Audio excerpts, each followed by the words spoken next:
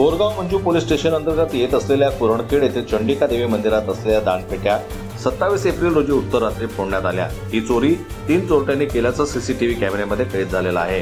या अनुषंगाने पोलिसांनी शोध देखील सुरू केला आहे।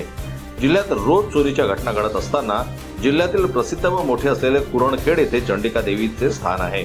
या मंदिरात यापूर्वी अनेक चोऱ्या झाल्याची माहिती आहे। चोरट्यांनी शनिवारच्या रात्री 2:15 वाजताच्या सुमारास दानपेटी फोडून हजारो रुपयांची रक्कम लंपास केली आहे। या ठिकाणी मोठ्या संख्येनं भाविक दर्शनासाठी येतात। 27 एप्रिलच्या उत्तर रात्री 2:15 वाजेच्या सुमारास अज्ञात 3 चोरट्यांनी मंदिरात प्रवेश करून मंदिराच्या 2 दानपेट्या फोडल्या। या दानपेटीतील हजारो रुपयांची रक्कम असल्याचं बोललं जातं।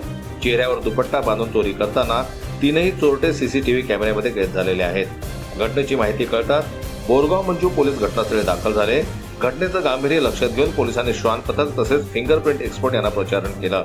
या प्रकरणी पोलिसांनी अज्ञात चोरट्यांविरुद्ध गुन्हा दाखल केला असून अधिक तपास बोरगाव मंजू पोलीस करत आहेत।